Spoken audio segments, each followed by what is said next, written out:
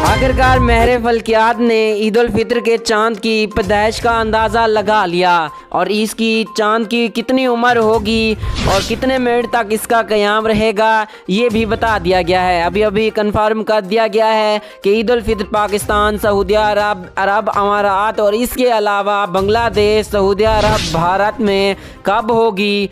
आइए अब आपको मुकम्मल तफसीलात से आगाह करते हैं, लेकिन उससे कबल अगर इस वीडियो को लाइक नहीं किया लाइक कर दें, चैनल को सब्सक्राइब कर दें, ऑल नोटिफिकेशन पे सेट कर दें। सिर्फ सच्चा मुसलमान ही इस वीडियो को लाइक करे, चैनल को सब्सक्राइब करे ताकि मुझे मालूम हो कि मेरी वीडियो देखने वाले कितने मुसलमान हैं। महर फल्कियात के मुताबिक रमज़ानुल मुबारक के चांद की पैदाइश पाकिस्तान, सऊदी अरब, अरब अमारात, इसके अलावा भारत, बांग्लादेश, दीगर ममालिक में एक साथ हुई थी। महर फल्कियात की ताज़ा तरीन रिपोर्ट के मुताबिक कहा जा रहा है कि इस बार ईद उल फितर का क़याम भी एक ही दिन होने के मुतवक्का इम्कानात हैं और ये 20 अप्रैल को चांद नज़र आने के मुतवक्का इम्कान है। चांद की शहादतें देख कर फैसला किया जाएगा कि 22 अप्रैल को या 21 अप्रैल को ईद उल फितर होगी। आया कन्फर्म बताया जा रहा है कि 21 अप्रैल को पाकिस्तान, सऊदी अरब और दीगर ममालिक में जिनमें रमज़ानुल मुबारक का एक ही दिन में चांद नज़र आया था उनमें ईद उल फितर मनाई जाएगी।